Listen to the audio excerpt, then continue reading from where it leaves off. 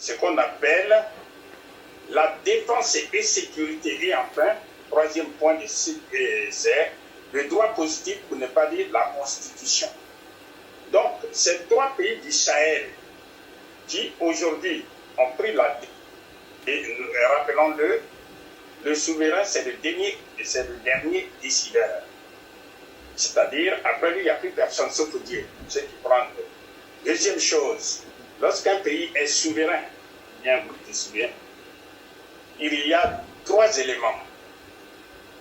La souveraineté, le triangle des souverainetés dont on parle, c'est d'abord la monnaie. Triangle, c'est trois. La monnaie. Deuxièmement, ce qu'on appelle la défense et sécurité. Et enfin, troisième point, c'est le droit positif, pour ne pas dire la Constitution. Donc, ces trois pays du Sahel qui aujourd'hui ont pris la décision d'être souverains, et j'insiste sur le mot, d'être souverains, c'est-à-dire ils ne veulent plus, par exemple, du franc CFA, qui est le franc des colonies françaises d'Afrique. On en a parlé depuis plus de 25 ans. Donc, ils veulent sortir de la subordination monétaire de la France. Docteur Ibeco Amedo, justement, pour revenir à la monnaie commune au sein de l'Alliance des États du Sahel, est-ce que c'est une idée crédible selon vous? Et puisque vous partagez l'analyse de Nicolas Abou, une monnaie commune, l'impératif pour cette monnaie commune au sein de l'AES, eh bien, c'est de sortir du franc CFA d'une part, et en ligne de mire, c'est aussi la souveraineté monétaire. Est-ce que vous êtes d'accord avec cette analyse? Alors, je partage d'abord l'analyse des trois pays, puisqu'il s'agit vraiment d'un changement en profondeur. Je partage l'analyse du professeur Abou, et je vais vous donner une perspective qui est un peu différente. C'est que nous avons un problème de stabilisation monétaire dans le monde. Professeur Abou sait comme moi que depuis 1971, le dollar américain n'est plus adossé à l'or, une monnaie marchandise. C'est-à-dire que les Américains, l'État américain, peut s'endetter quasiment sans limite. C'est un pays où chaque année, on augmente le plafond de leur endettement. Et ça veut dire quoi? Que cet endettement va être payé par le reste du monde, et plus particulièrement l'Afrique.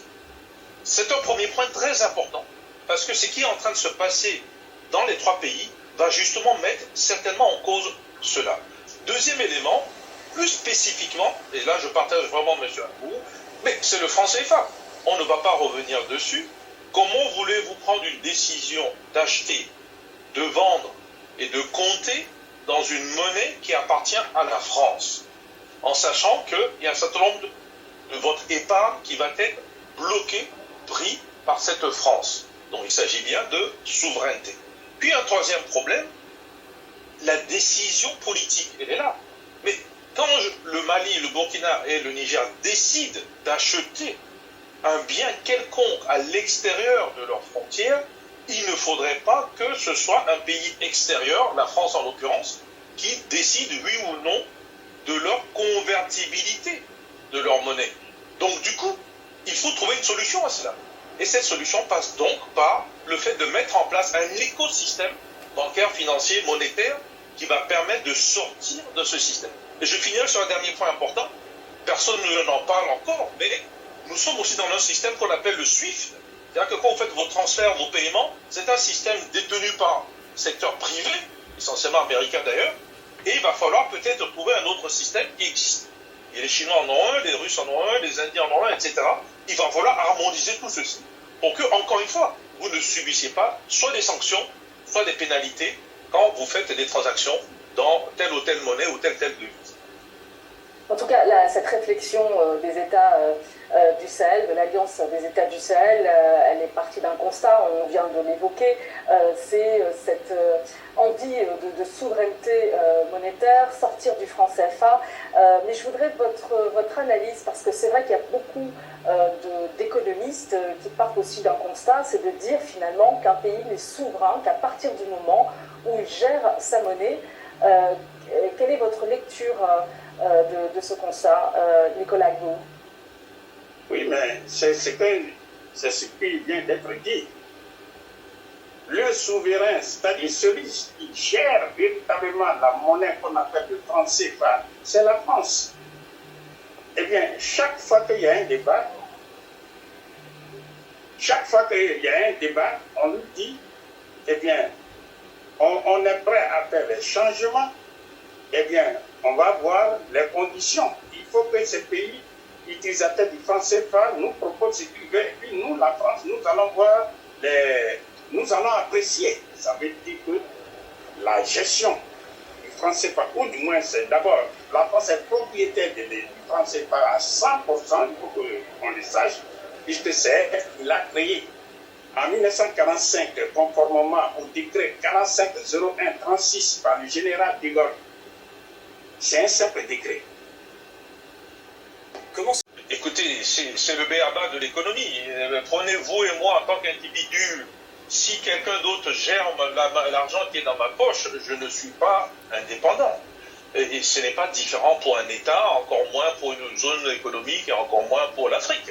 Donc par définition, d'ailleurs, tous les pays qui cherchent à aller vers la souveraineté se sont affranchis de tout ce qui les dérange.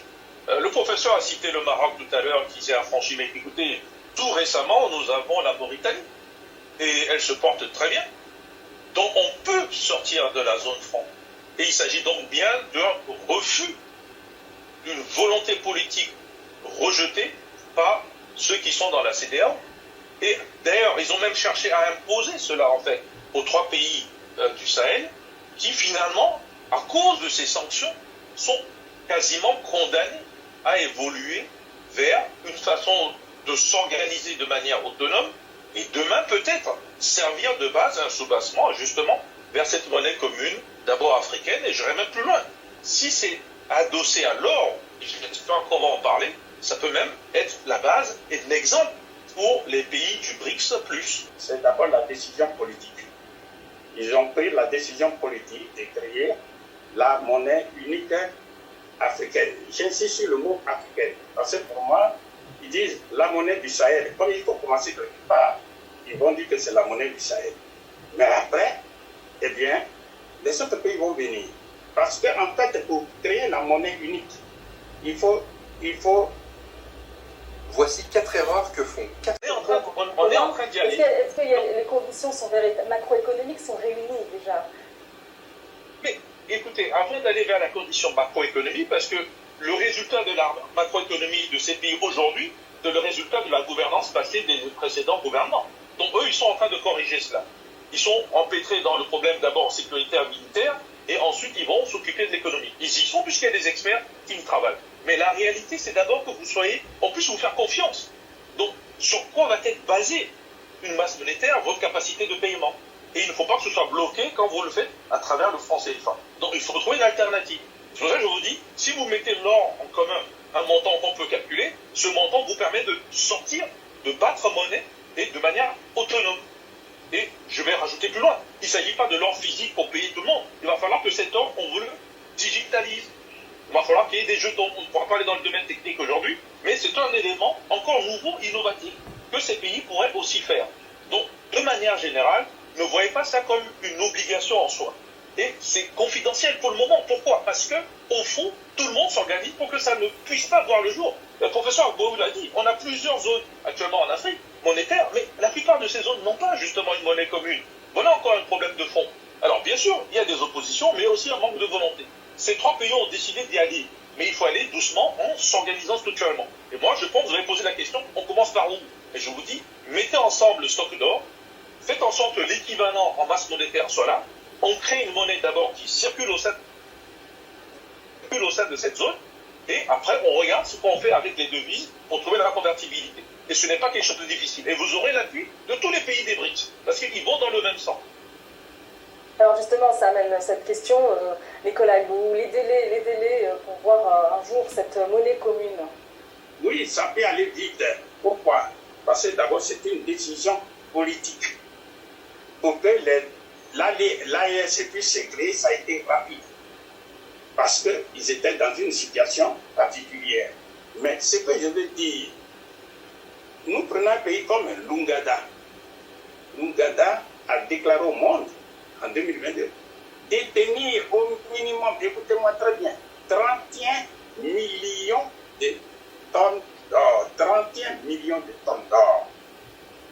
Et si les pays africains s'unissent, on dit, bon voilà, les États-Unis ont 8000, mais nous décidons politiquement de garantir notre propre monnaie, par exemple, avec 30 000 tonnes d'or. Les Africains en ont les moyens. Il n'existe pas un seul pays qui n'a pas de stock d'or ni de diamants. Donc on peut s'approcher des biens et puis on peut créer ça en urgence. Je rappelle, le FMI et la Banque mondiale, vous le savez, ont été créés en urgence pratiquement le même jour. Ce que nous demandons, ce que le monde entier attend de l'Afrique, c'est de prendre des décisions en urgence. Et cette décision qui est la monnaie unique africaine assise sur des stocks d'or et de diamants qui vont excéder 30 000 tonnes d'or. Ils peuvent le faire en urgence. Et à Alors, partir une fois qu'on est